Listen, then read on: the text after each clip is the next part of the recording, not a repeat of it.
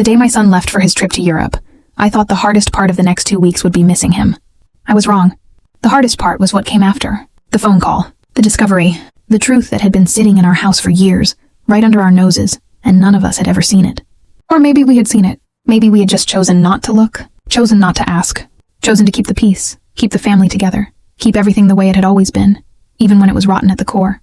That is what families do sometimes. We pretend, we ignore, we look away, we tell ourselves it is not that bad, that it could be worse, that we should be grateful. And then one day, a stranger walks into your house, a cleaner, a woman you hired to dust your shelves and vacuum your floors and scrub your bathrooms, and she sees what you have been too afraid to see, and she picks up the phone, and she calls you, and her voice is shaking so badly you can barely understand her, and everything changes.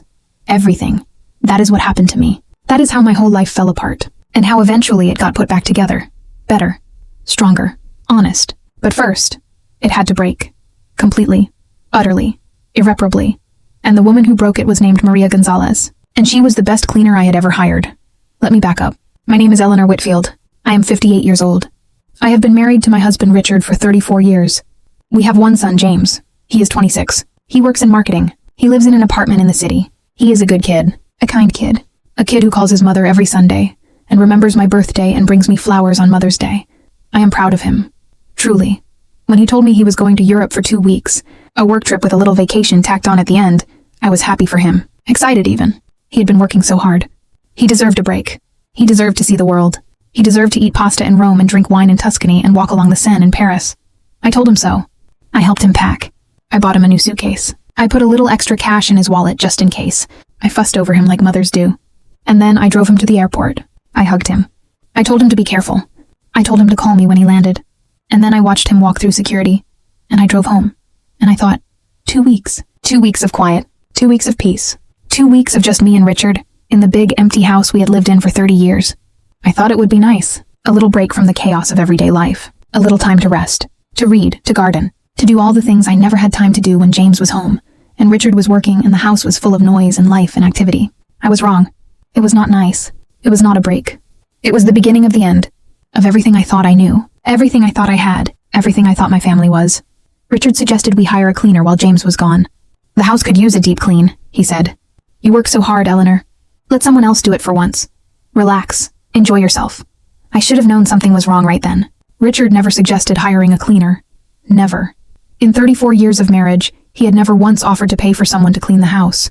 He had always said it was a waste of money, that we could do it ourselves, that it was good exercise. But suddenly now, with James gone, he thought it was a good idea. I should have asked why. I should have questioned it. I should have wondered what had changed. But I did not. I was flattered, touched, grateful. I thought he was finally being thoughtful. Finally appreciating all the work I did around the house. Finally realizing I deserved a break. I was so stupid, so blind, so willing to believe the best of the man I had married. Even when the signs were right there in front of me, waving and shouting and begging me to see them. But I did not see them. I did not want to see them, because seeing them would mean admitting that my marriage was not what I thought it was, that my husband was not who I thought he was, that my whole life was a lie, and I was not ready to admit that. Not yet. Not until Maria Gonzalez walked into my house with her cleaning supplies and her sharp eyes and her quiet, careful way of looking at everything. Not until she found what I had been too afraid to find. Not until she called me, her voice shaking, and said, Mrs. Whitfield, I think you need to come home. Right now, there is something here, something terrible, and I do not think you know about it. I found Maria through a referral from a friend at the country club. Her name was Maria Gonzalez. She was 42 years old. She was from Guatemala. She had been cleaning houses for 15 years. She had a husband and 2 kids. She was quiet, professional, meticulous. She showed up at 9 o'clock in the morning, sharp and on time, with a bucket of cleaning supplies and a list of everything she was going to do. She walked through the house first, room by room, taking notes, asking questions, pointing out things that needed special attention. I was impressed. She was thorough, careful, detail-oriented. Nothing got past her. I showed her around. I told her where the cleaning supplies were. I told her which rooms were off limits. Richard's home office, mostly. He was particular about his space.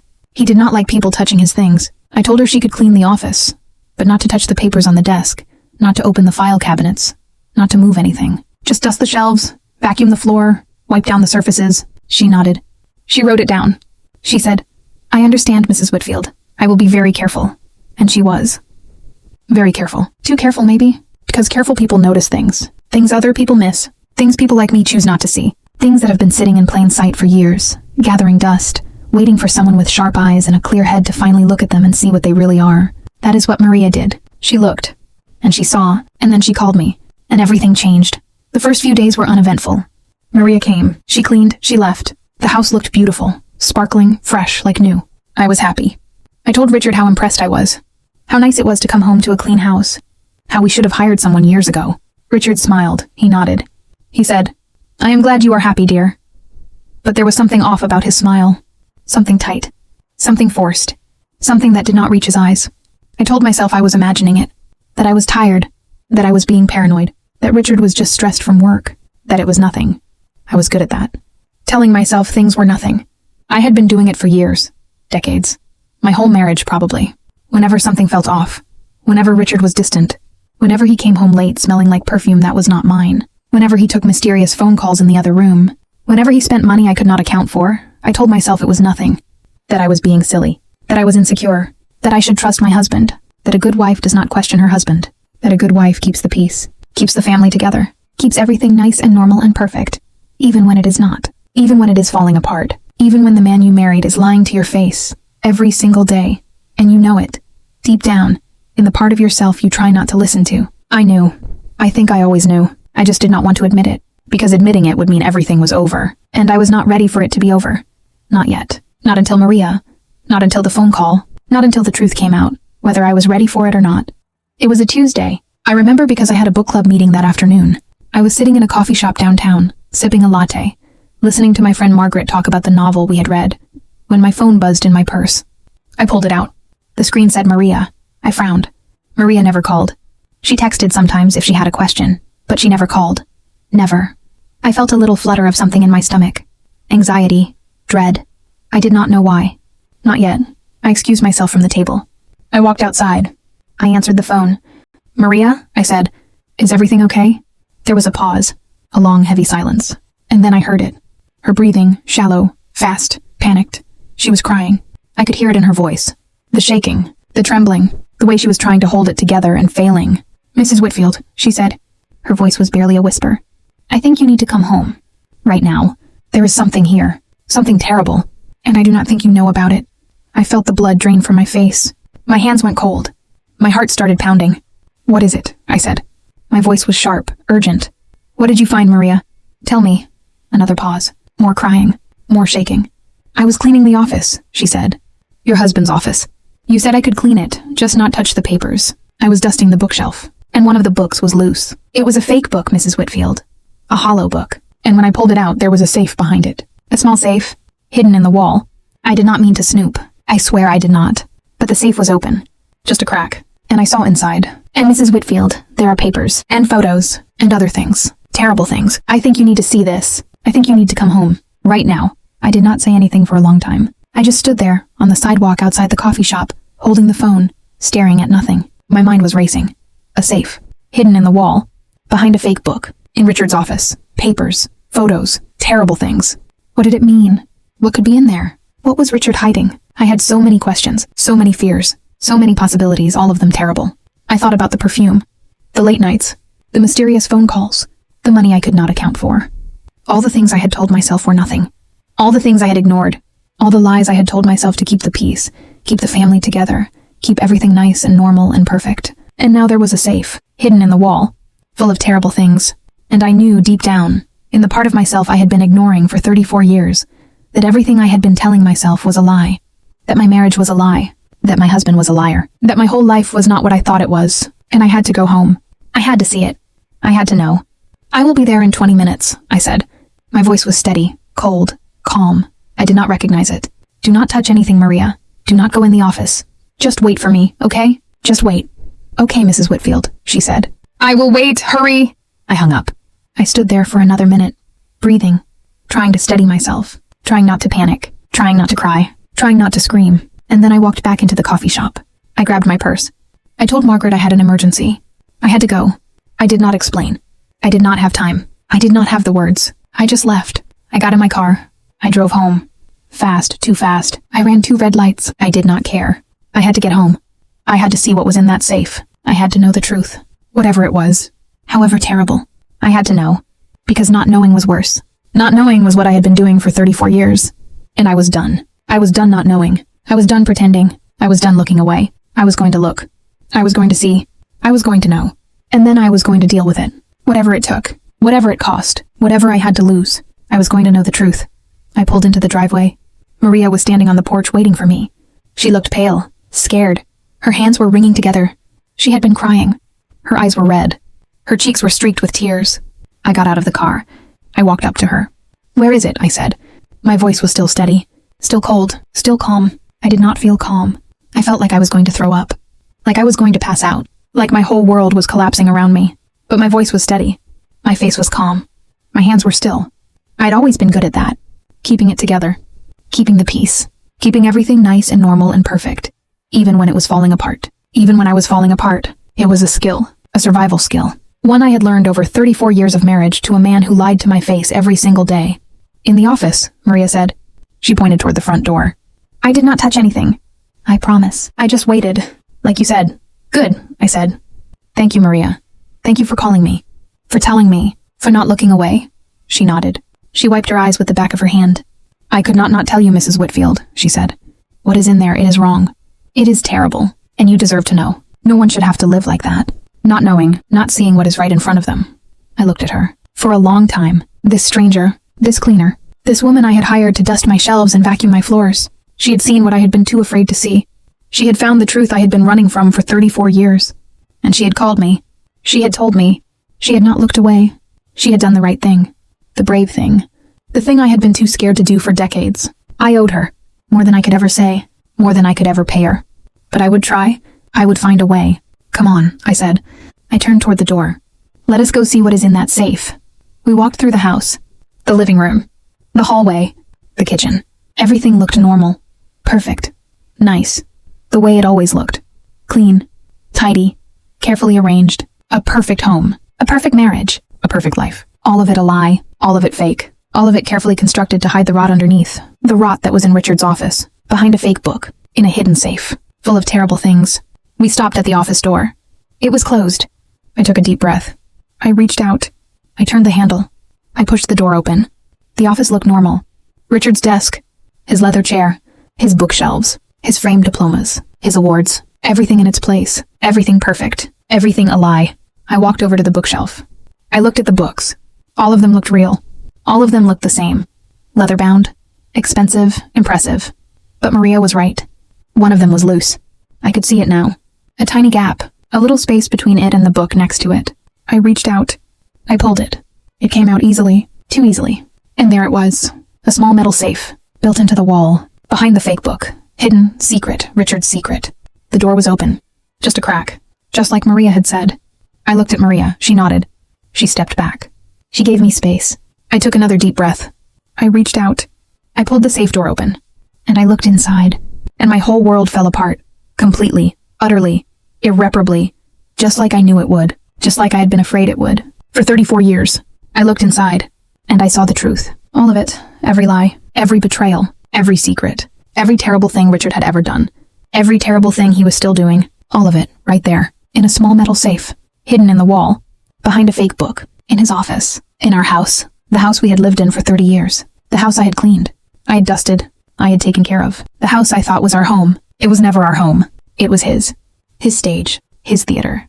His place to play the perfect husband, the perfect father, the perfect man, while behind the scenes, behind the fake book, in the hidden safe, he was keeping all his secrets, all his lies, all his terrible, terrible truths. And I had never known, never seen, never suspected. Or maybe I had. Maybe I had. Maybe I had just chosen not to look, chosen not to see, chosen to keep the peace, keep the family together, keep everything nice and normal and perfect. Even when it was rotten at the core, even when the man I married was a monster, even when my whole life was a lie, I had chosen not to see. But now I was seeing, now I was looking, now I knew, and there was no going back.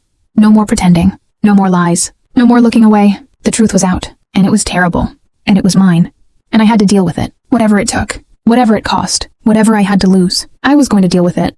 Inside the safe, there were 3 things, 3 piles, 3 categories of terrible. The first pile was papers, documents, financial records, bank statements, receipts, contracts, all of them damning, all of them proof. Proof that Richard had been stealing from me for years, decades, from the day we got married, from the day my father died and left me his fortune, a fortune I had never touched, never thought about, never questioned. Because Richard had told me he was taking care of it, investing it, growing it, protecting it for our future, for James's future, for our retirement. And I had believed him. I had trusted him. I had let him handle all the money, all the finances, all the decisions, because that was what good wives did. Because I did not want to worry about money, because I trusted my husband, because I loved him, and he had been stealing from me the whole time, every year, every month, every dollar, slowly, carefully, systematically, siphoning money from my accounts, from my trust, from my inheritance, moving it into accounts I did not know about, accounts in his name, accounts in other people's names, accounts offshore, hidden, secret, untraceable, or so he thought. He had kept the records, the statements, the receipts, all of it, in the safe as proof, as a trophy, as a reminder of how clever he was, how he had fooled me, how he had stolen my fortune and I had never even noticed. I felt sick. I felt angry. I felt stupid. How could I not have known? How could I not have noticed? How could I have let this happen? For 34 years, 3.5 decades, I had been married to a man who was stealing from me, robbing me blind, and I had never suspected, never questioned, never looked. I had just trusted, and loved, and believed, and he had used that. He had used my love, my trust, my naivety, my desire to keep the peace, to keep the family together, to keep everything nice and normal and perfect. He had used all of it against me, to steal from me, to rob me, to take everything that was mine, and he had almost gotten away with it. Almost. If Maria had not found the safe, if she had not called me, if she had not seen what I had been too afraid to see, he would have gotten away with it. All of it, every dollar, every lie, every secret. He would have taken everything, and I would have never known, never suspected, never questioned. I would have died believing I had a good marriage, a good husband, a good life, and it would have all been a lie, all of it. But Maria found the safe, and she called me, and now I knew. And everything was different. Everything was changed, and Richard was going to pay for all of it. Every dollar, every lie, every secret, every year of my life he had stolen. He was going to pay. I would make sure of it. The second pile was photos. Dozens of them. Hundreds, maybe. All of them the same. Richard with another woman. Not me, a younger woman. A beautiful woman. A woman I did not know. Kissing, hugging, touching. In hotels. In restaurants. In cars. In our house. In our bed. My bed. The bed I shared with Richard. The bed I slept in every night. The bed I thought was ours. It was never ours. It was his and hers. And whoever else he brought there. While I was gone. While I was at book club. While I was at the garden club. While I was visiting my sister. While I was sleeping in the guest room because I had a cold. While I was anywhere but home. He was bringing her there. To our house. To our bed. And he had taken photos. Kept them in the safe. As proof. As a trophy. As a reminder of how clever he was. How he had fooled me. How he had a mistress and I had never even noticed. I felt sick. I felt violated. I felt dirty. Like I needed to take a shower. Like I needed to burn the sheets. Like I needed to leave the house and never come back. How long? How long had this been going on? How many times had he brought her to our house? To our bed? While I was gone. While I was sleeping. While I was living my life. Thinking I had a good marriage. A good husband. A good life. And he was here. With her. In our bed. Taking photos. Keeping them in a safe. Hidden in the wall. Behind a fake book. In his office. I flipped through the photos. Dates on the back. Some of them years old. 5 years. 10 years. 15 years. Some of them recent. Last month, last week. Yesterday, maybe. This had been going on for years. Decades. My whole marriage. My whole life. He had been cheating on me. The whole time. From the beginning. From the day we got married. Maybe even before. And I had never known. Never suspected. Never questioned. I had just trusted. And loved. And believed. And he had been lying. The whole time. Every day. Every night. Every, I love you. Every, I am working late. Every, I am going on a business trip. Every single one. A lie. All of it. My whole marriage. My whole life. A lie. And I had believed it. Every word. Every day. For 34 years. I had believed it. And now I knew. And it was terrible. And it was mine. And I had to deal with it. Whatever it took. Whatever it cost. Whatever I had to lose. I was going to deal with it.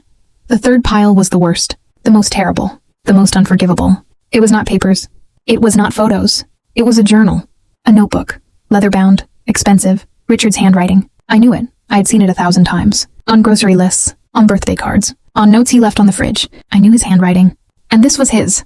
Page after page. Years of entries. Dated. Detailed. His thoughts. His feelings. His plans. His secrets. All of it. In his own handwriting. I sat down on the floor. Right there. In the office. In front of the open safe. And I started reading. And what I read destroyed me. Completely. Utterly.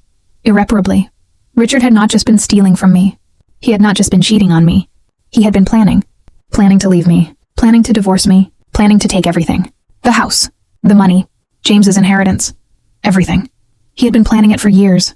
Carefully, methodically, patiently, moving money, hiding assets, setting up accounts, building his case, preparing to leave me with nothing, to take everything and leave me penniless, homeless, alone. He had written about it. In the journal, page after page, his plans, his timeline, his strategy, how he was going to do it, when he was going to do it, what he was going to say, what he was going to claim, how he was going to make it look like I was the bad guy, like I was the one who had spent the money, like I was the one who had been unfaithful, like I was the one who had destroyed the marriage. He had it all planned, every detail, every step, every lie, and he was almost ready. Almost. According to the journal, he was planning to do it in 6 months, after James came back from Europe, after the holidays, after everything was settled. He was going to file for divorce, claim I had been unfaithful, claim I had been reckless with money, claim I was mentally unstable, claim I was an unfit wife, an unfit mother. And he was going to take everything. The house, the money, the cars, the investments, the retirement accounts, everything. And he was going to leave me with nothing, not a dime, not a roof over my head, not a penny to my name, nothing. And he had written about it, in the journal, with satisfaction, with pleasure, with pride, like he was proud of himself, like he was clever, like he was winning. And I had never known, never suspected, never questioned. I had just trusted, and loved, and believed. And he had been planning to destroy me, the whole time. For years, decades, my whole marriage, my whole life. He had been planning to leave me with nothing. And I had never seen it coming, never. Until Maria, until the safe, until the journal, until the truth came out. And now I knew. And everything was different. Everything was changed. And Richard was not going to get away with it. Not now, not ever. I was going to stop him. I was going to destroy him first, before he could destroy me. I was going to take everything, and he was going to be left with nothing. Just like he had planned for me. Just like he deserved. I closed the journal. I put it back in the safe. I closed the safe door. I stood up. I looked at Maria. She was standing in the doorway, watching me. Her eyes were full of pity, of understanding, of sadness. She knew. She had seen. She had read. She knew what was in there, what Richard had done, what he was planning, and she knew what I was going through, what I was feeling, what I was thinking. "Mrs. Whitfield," she said. Her voice was soft, gentle, kind. "Are you okay?" I looked at her, for a long time, and then I smiled. It was not a nice smile. It was cold, sharp, dangerous. It was the smile of a woman who had just found out her whole life was a lie, who had just found out her husband was planning to destroy her, who had just decided she was going to destroy him first. "No, Maria," I said. "I am not okay, but I will be, very soon. And Richard, he is the one who is not going to be okay, not for very much longer." Maria nodded. She did not look scared. She looked relieved, like she was glad, like she was on my side, like she knew Richard deserved whatever was coming to him. And maybe she was right. Maybe he did. Maybe he deserved everything I was going to do to him. Everything. And I was going to do it. Whatever it took. Whatever it cost. Whatever I had to become. I was going to do it. Because I was done being the nice wife. The quiet wife. The trusting wife. The wife who looked away. Who kept the peace. Who kept everything nice and normal and perfect. Even when it was rotten at the core. I was done. I was going to fight. I was going to win. And Richard was going to lose. Everything. Just like he had planned for me. Just like he deserved. I spent the next 3 days going through everything in the safe. Every paper. Every photo. Every page of the journal. I made copies. I took photos. I organized everything. I built a file, a case, a mountain of evidence. Richard was going to be gone for another week and a half. James was in Europe. I had time. Time to plan. Time to prepare. Time to get everything in order. Time to build my case. Time to get my revenge. I hired a lawyer. The best divorce lawyer in the city. A woman named Patricia Hayes. She was tough, sharp, ruthless. She had a reputation for destroying men like Richard. Men who cheated. Men who stole. Men who lied. Men who thought they were clever. Men who thought they could get away with anything. She was exactly what I needed. Exactly what Richard deserved. I brought her everything. The papers. The photos. The journal. All of it. She looked through it. She took notes. She asked questions. And then she looked at me. And she smiled. It was the same smile I had given Maria. Cold. Sharp. Dangerous. "Mrs. Whitfield," she said. "This is one of the most egregious cases of marital fraud I have ever seen.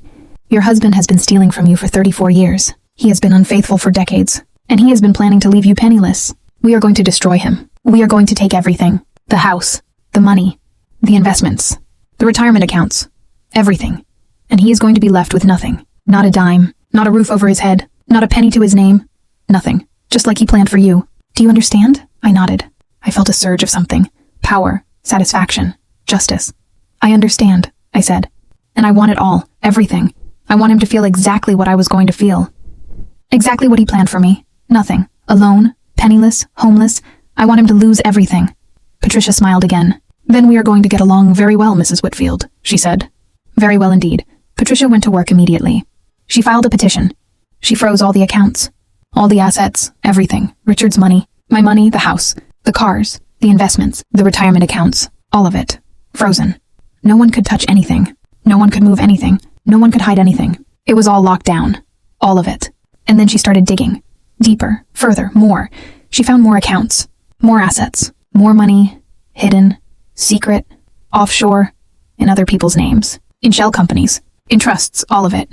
Richard had been busy, very busy. For 34 years, he had been hiding money, stealing money, moving money, building a little empire, a secret fortune, all mine, all stolen from me, all taken from my inheritance, from my trust, from my father's money. And he had hidden it, all of it. He thought I would never find it. Never know, never suspect. He thought he would get away with it. All of it, but he was wrong. Patricia found it, all of it, every dollar, every account, every asset, everything.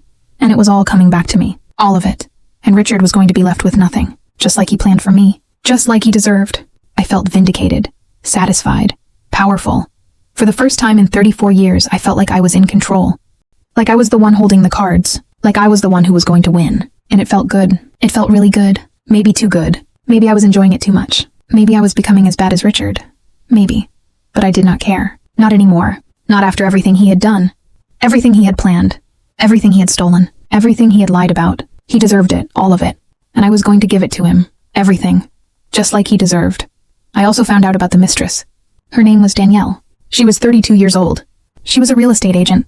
She had been seeing Richard for 8 years. 8 years. Almost a decade. And I had never known. Never suspected. Never questioned. She had a house. A nice house. In a nice neighborhood. Paid for by Richard. With my money. She had a car. A nice car. A BMW paid for by Richard. With my money. She had jewelry, clothes, vacations, all of it. Paid for by Richard. With my money. My money. My inheritance. My father's fortune. All of it going to her. To another woman. To Richard's mistress. While I was at home, being the good wife, the quiet wife, the trusting wife, the wife who looked away, who kept the peace, who kept everything nice and normal and perfect, while my husband was spending my money on another woman, on a house, a car, jewelry, clothes, vacations, all of it, my money. And I had never known, never suspected, never questioned. I had just trusted, and loved, and believed, and he had been spending my money on another woman, the whole time, for 8 years, almost a decade, and I had never known. It was humiliating, degrading, infuriating. I felt like a fool, a joke, a punchline. Everyone knew. Everyone but me. The neighbors. The friends. The country club. Everyone. They all knew. They all saw. They all talked.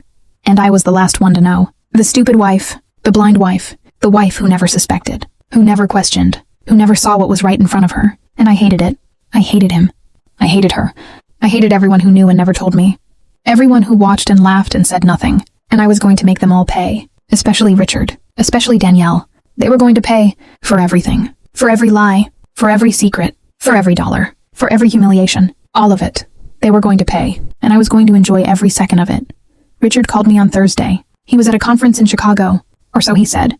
I knew he was lying. I knew he was with Danielle. In her house. In her bed. Spending my money. Living his secret life. The life he had built with my money. While I was at home. Being the good wife. The quiet wife. The stupid wife. The wife who never suspected. Never questioned. Never knew. But now I knew. Now I saw. Now I understood. And I played along. I was sweet, loving, the perfect wife. I asked him about the conference. About the meetings. About the other executives. I asked if he was eating well. Sleeping well. Taking care of himself. I told him I missed him. That I loved him. That I could not wait for him to come home. And he ate it up. He believed it. Every word. Every lie. Just like I had believed his lies. For 34 years. Every word. Every day. He believed me. Because he thought I was stupid, naive, trusting, the perfect wife, the wife who never suspected, never questioned, never knew, and he was wrong. I was not that wife anymore. Not after the safe, not after the journal, not after the truth. I was a different woman now, a woman who knew, a woman who saw, a woman who was planning, preparing, waiting, for him to come home, for the trap to close, for everything to fall apart, for him, for Danielle, for everyone who had lied to me, for everyone who had used me, for everyone who had thought I was stupid, naive, trusting, the perfect wife. They were all wrong. And they were all going to pay for everything. And I was going to enjoy every second of it. I love you, Richard, I said. Into the phone, sweet, loving, the perfect wife. I cannot wait for you to come home. I love you too, Eleanor, he said. I could hear the lie in his voice, the impatience, the distraction. He was not paying attention. He was with Danielle. He did not care. He never cared. He had never cared. Not really. Not for 34 years. It had all been a lie. All of it. And now I knew, and I was going to make him pay for everything. I will see you soon, I said. And I hung up, and I smiled. Cold, sharp, dangerous. The smile of a woman who was about to destroy her husband. And I could not wait. Richard came home on a Sunday. I was waiting for him. I had been waiting for days. The house was perfect, clean, tidy, carefully arranged, just the way he liked it, just the way it always was. The perfect home, the perfect marriage, the perfect life. All of it a lie, all of it fake, all of it carefully constructed to hide the rot underneath. The rot that was in the safe, in the journal, in the photos, in the papers, all of it. I had it all laid out. On the dining room table, the papers, the photos, the journal, the bank statements, the receipts, the contracts, all of it. Spread out, neatly, organized, perfect, just like the house, just like the marriage, just like the life. All of it a lie, all of it fake, all of it carefully constructed to hide the truth.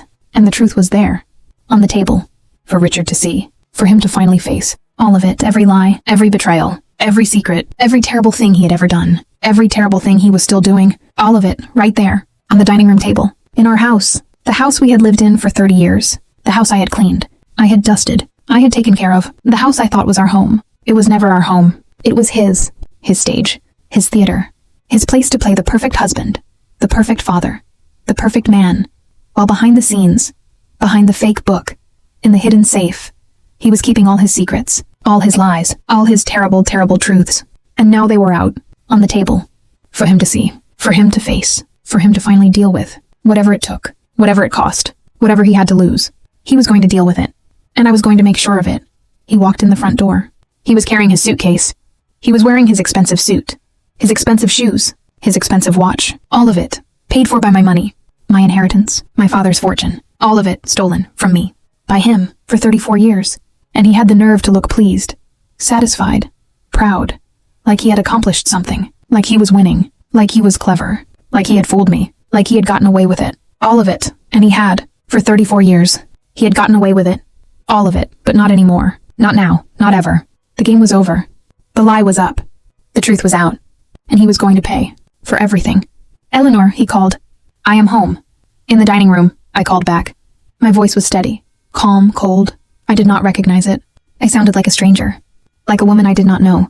Like a woman who had just found out her whole life was a lie. Who had just decided she was going to destroy her husband. And maybe I was that woman. Maybe I had become her.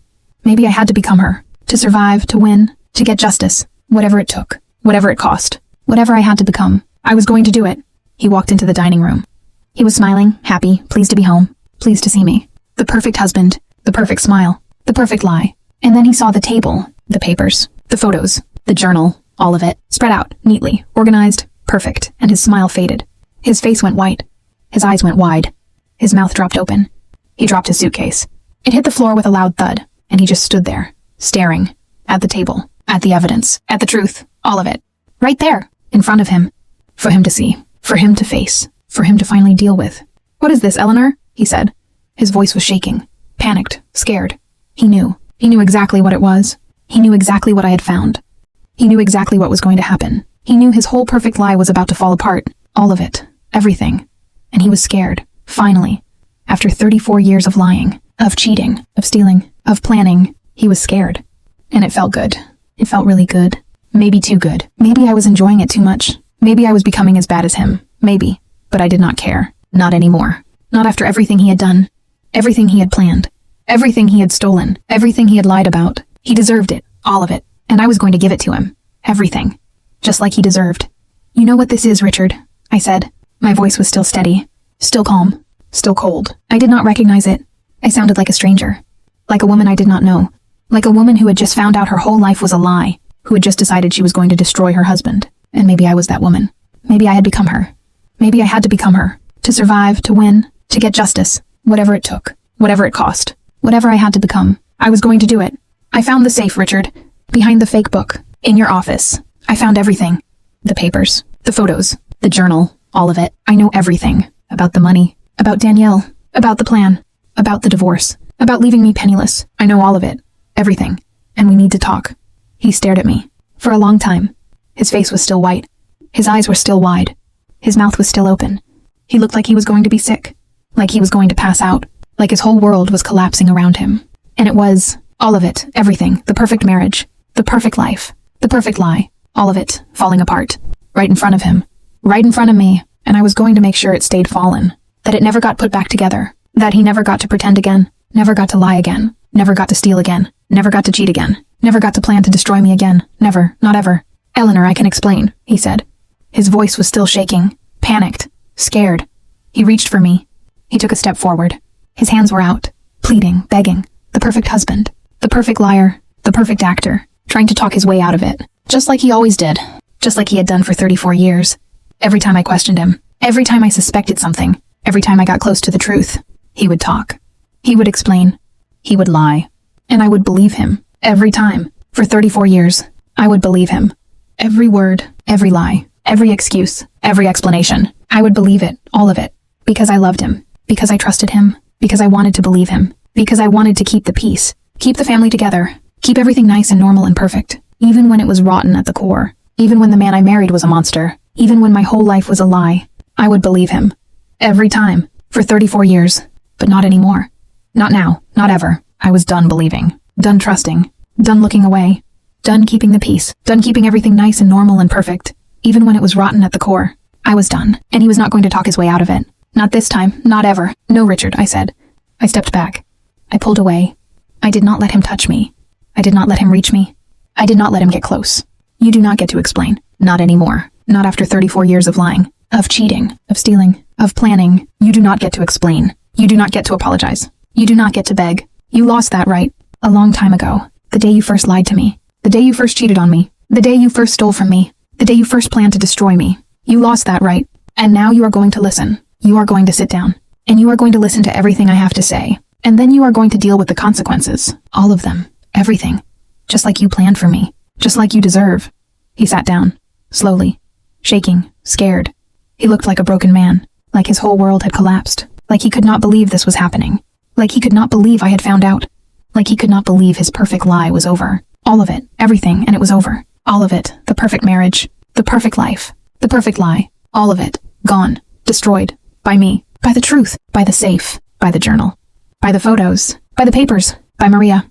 By the cleaner who had seen what I had been too afraid to see. Who had found the truth I had been running from for 34 years. Who had called me. Who had told me. Who had not looked away. Who had done the right thing. The brave thing. The thing I had been too scared to do for decades. And now it was over. All of it. And Richard was going to pay. For everything. And I was going to make sure of it. I talked for an hour, maybe longer. I told him everything. Everything I had found. Everything I knew. Everything he had done. Everything he was planning. All of it. The money. The stealing. The fraud. The accounts. The offshore accounts. The shell companies. The trusts. All of it. The mistress, Danielle. The house. The car. The jewelry. The clothes. The vacations. All of it. Paid for by my money. My inheritance. My father's fortune. All of it. The journal. The plan. The divorce. The lies. The claims. The accusations. The plan to leave me penniless. Homeless. Alone. Nothing. All of it. I told him everything. Every detail. Every lie. Every secret. Every terrible thing. All of it. And he just sat there, listening, crying, shaking, begging, pleading, apologizing, over and over, again and again. I am sorry, Eleanor. I am so sorry. I do not know what came over me. I was stupid. I was greedy. I was weak. I love you. I have always loved you. Please. Please forgive me. Please. We can work this out. We can fix this, please. I will do anything. Anything. Just please. Do not do this, please. I listened. I did not interrupt. I let him beg, plead, apologize, over and over, again and again. And when he was done, when he was quiet, when he was crying, when he was broken, I looked at him, and I smiled, cold, sharp, dangerous. The divorce was brutal, nasty, ugly, just like I wanted it, just like Richard deserved. Patricia was a shark, a predator, a killer. She went after Richard with everything she had. Every dollar, every asset, every account, every investment, every retirement account, every car, every piece of jewelry, everything, all of it. And she won, all of it, everything, the house, the cars, the investments, the retirement accounts, the offshore accounts, the shell companies, the trusts, all of it. Everything Richard had stolen from me, everything he had hidden, everything he had planned to keep, all of it came back to me, all of it. And Richard was left with nothing, not a dime, not a roof over his head, not a penny to his name, nothing. Just like he planned for me, just like he deserved. And I enjoyed every second of it. Every hearing, every deposition, every court date, every victory, every loss for Richard, every humiliation, every degradation, every consequence, all of it. I enjoyed it. Maybe too much. Maybe I was becoming as bad as him. Maybe. But I did not care. Not anymore. Not after everything he had done. Everything he had planned. Everything he had stolen. Everything he had lied about. He deserved it. All of it. And I was going to give it to him. Everything. Just like he deserved.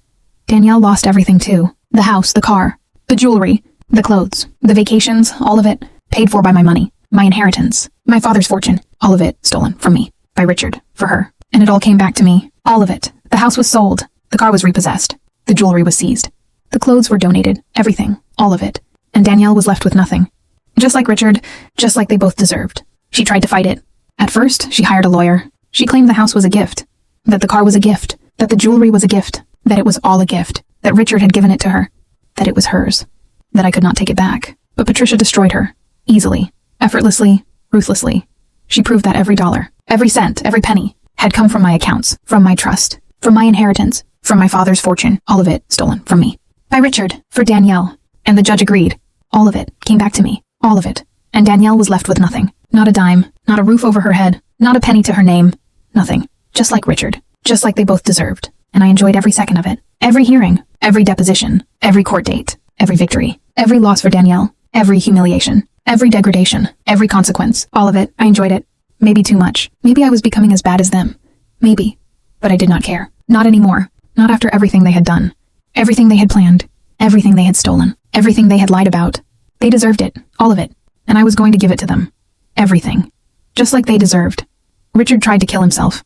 3 months after the divorce was finalized. He was living in a cheap motel. On the wrong side of town. In a room that smelled like smoke and mildew and despair. He had no money. No job. No friends. No family. Nothing. Just like he planned for me. Just like he deserved. And he tried to kill himself. With pills. With alcohol. With despair. He was found by the motel manager. He was taken to the hospital. He was pumped. He was saved. He lived. And I got a call. From the hospital. From a social worker. Telling me what had happened. Asking if I wanted to come. If I wanted to see him. If I wanted to talk to him. I said no, I did not go. I did not call. I did not write. I did not do anything. I just hung up. And I went back to my life. My new life. My perfect life. The life I had built. Without Richard. Without the lies. Without the secrets. Without the cheating. Without the stealing. Without the planning. Without the despair. Just me in my house. My perfect house. My clean house. My honest house. My house. Not Richard's. Not ours. Mine. All of it. Mine. And I was happy. Truly. Genuinely. For the first time in 34 years. I was happy. And I was not going to let Richard ruin it. Not with his suicide attempt. Not with his despair. Not with his consequences. Not with anything. He had made his bed. Now he had to lie in it. Just like he planned for me. Just like he deserved. And I was not going to feel guilty. Not anymore. Not ever. I had felt guilty for 34 years. For not being a good enough wife. For not trusting my husband. For not being enough. For wanting more. For suspecting. For questioning. For feeling like something was wrong. I had felt guilty for all of it. For 34 years. And it had all been a lie. All of it. Richard had been the problem. Not me. Richard had been the liar. The cheater. The thief. The monster. Not me. And I was done feeling guilty. Done. Forever. I was going to be happy. I was going to enjoy my life. My money, my house. My freedom, my peace. All of it, mine. And I was not going to let anyone ruin it. Not Richard. Not Danielle. Not anyone. Never. Not ever. James came home from Europe. He was confused, shocked, devastated. He had no idea. No clue. No suspicion. He thought his parents had a good marriage. A good life. A good family. He thought his father was a good man. A good husband. A good father. He had no idea. No clue. No suspicion. And I told him everything. All of it. The money. The stealing. The fraud. The mistress. The journal. The plan. The divorce. The consequences. All of it. I told him everything. Every detail. Every lie. Every secret. Every terrible thing. All of it. And he was devastated. Crushed. Broken. He cried. He yelled. He threw things. He could not believe it. He could not accept it. He could not understand how his father could do this. To me. To him. To our family. All of it. And I held him. I comforted him. I told him it was not his fault. That he had nothing to do with it. That he was not responsible. That he was still my son. That I still loved him. That nothing would ever change that. And slowly, painfully, eventually, he accepted it. He understood it. He forgave me. For not telling him sooner. For not protecting him. For not being stronger. For all of it. And he forgave Richard. Eventually, slowly, painfully, he forgave him. Not because Richard deserved it. But because James was a good person. A kind person. A forgiving person. And he did not want to carry the anger. The hate. The bitterness. He wanted to let it go. To move on. To be happy. And I was proud of him. Truly. Genuinely. He was a better person than me. A better person than Richard. A better person than I was. And I was proud. So proud. He visited Richard. once at the motel, after the suicide attempt. He brought him food. He brought him clothes. He brought him money. He talked to him. He listened to him. He forgave him. And Richard cried. He apologized. He begged. He pleaded. He told James he was sorry. That he loved him. That he had made a mistake. That he would change. That he would be better. And James listened. He forgave him. But he did not give him money. Not anymore. Not after the first time. He told Richard he had to get a job. To support himself. To take responsibility. To deal with the consequences. All of them. Everything. Just like he deserved. And Richard did. Eventually. Slowly. Painfully. He got a job. At a hardware store. Minimum wage. Long hours. Hard work. He moved into a small apartment. Cheap. Cramped. On the wrong side of town. He started going to therapy. He started going to AA. He started trying to be better. To be honest. To be faithful. To be the man he should have been. 34 years ago. And it was too late. Way too late for me. For our marriage. For our life. All of it. Gone. Destroyed. Never to be rebuilt. Never to be fixed. Never. Not ever. But it was not too late for him. To be a better man. A better father. A better person. And he was trying. Slowly. Painfully. Eventually. He was trying. And I was glad. For James. For Richard. For everyone. But not for me. Not anymore. Not ever. I was done. With Richard. With the marriage. With the lies. With the secrets. With the cheating. With the stealing. With the planning. With the despair. All of it. Done. Forever. And I was never going back. Never. Not ever. Maria Gonzalez. The cleaner. The woman who had found the safe. Who had called me. Who had told me. Who had not looked away. Who had done the right thing. The brave thing. The thing I had been too scared to do for decades. I gave her a bonus. A big one. $50,000. Tax-free. Cash. I handed it to her in an envelope. On her last day. After everything was over. After the divorce. After the trial. After Richard was gone. After my life was mine again. All of it. Mine. And I handed her the envelope. She stared at it. Confused. Scared. She did not know what it was. What was inside. Why I was giving it to her. What is this, Mrs. Whitfield? She said. Her voice was soft, gentle, kind. Open it, I said. I smiled. Warm, grateful. True. It is for you. For everything you did. For finding the safe. For calling me. For telling me. For not looking away. For doing the right thing. For being brave. For being honest. For being you. Thank you, Maria. Thank you for everything. You changed my life. You saved me. And I will never forget it. Never. She opened the envelope. She saw the money. She gasped. She covered her mouth. Her eyes filled with tears. She started crying. Mrs. Whitfield, she said. Her voice was shaking. I cannot take this. This is too much. I was just doing my job. No, Maria, I said. I took her hand. I squeezed it. You were not just doing your job. You were brave. You were honest. You did the right thing, when it would have been easier to look away. To ignore it. To pretend you did not see anything. You did not. You saw. You told me.